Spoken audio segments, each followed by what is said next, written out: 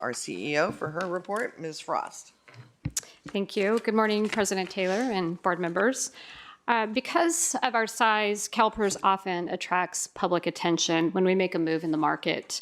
That's especially true when we seem to be going against some of the current thinking. We've seen this happen in the past few weeks in private credit.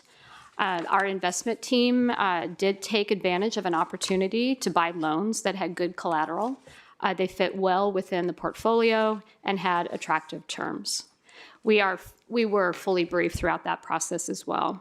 And I've mentioned this before, but when we brought Stephen Gilmore on as our new Chief Investment Officer, he said we are going to find opportunities in the market that appear to be going against the herd. So I think this is an illustration of that point. We do have absolute confidence in our investment team. It is their job to look for those opportunities they believe will generate the long-term returns that we need to pay the members' benefits.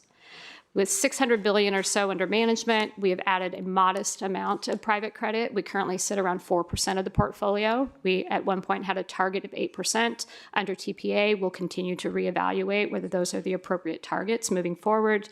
But remember, we do this to diversify the portfolio and to diversify the risk across the portfolio.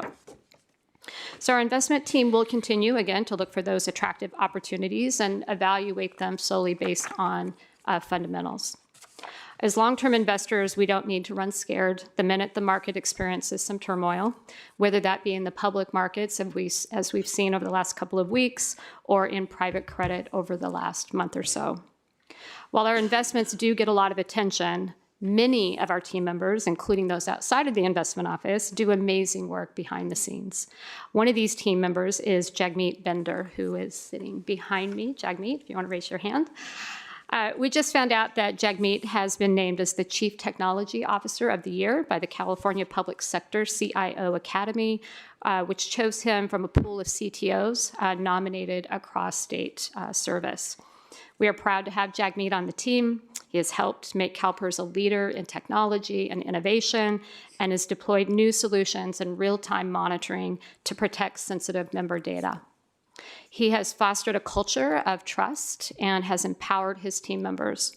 His type of leadership helps make CalPERS a place where people want to work.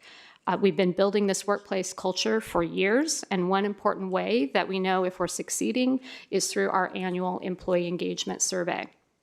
So let's just do a quick round of applause for Jagmeet before we go into that. Thank you. So next, I'd like to share some of the key takeaways from our annual employee engagement survey. First, our participation rate was it was at 78%, which is a very high participation rate in a survey. So we're very proud of the team for trusting that we were going to take action on the feedback that we were receiving. Second, I'm also happy to say scores continue to improve, and we're getting back to where we were prior to COVID. This year, they rose in every category compared to 2024, and the highest scores were in customer focus, manager relationships, clarity of direction, and respect and dignity. 86% of team members noted that their team leaders support skill and career development, and 85% reported their leaders recognize their achievements. Our Net Promoter Score rose to 25.5 this year. At one point, we were in negative Net Promoter Score. This is a 16.4-point increase from our 2024 results. This score reflects how likely our own team would refer someone to work at CalPERS. And so that's a really important indication of the health of the organization. But we think we can do better. We'll continue to find opportunities for improvement in the following areas: career growth and development, team member empowerment, a sense of belonging, and feeling valued and recognized. For us, these surveys are also action items. I think that is the secret to getting the participation rate up. People do believe that we'll take action based on that feedback, and we've proven that over the last, I would say, the last 4 years. Our individual department leaders do get their own scores as long as they have enough of their team responding to the survey. And they are currently collaborating with their teams on how they want to address some of the lower scoring areas. And it is different across the organization. Some teams score higher in a particular area, others may score a little bit lower. So we'll see action plans that are customized to the feedback that that team leader is receiving. Our hope always is that we see our scores continue to rise until we get to a sustainability level, but even then the work isn't done. We need to sustain that for long periods of time and continue to listen to our team. And of course, our goal is really to create and sustain that culture where everyone feels they can bring their whole selves into CalPERS, that they have rewarding work to do, that they are aligned to our mission, and that they have a work-life balance.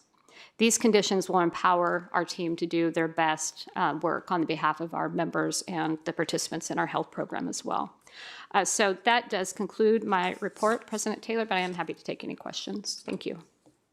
I'm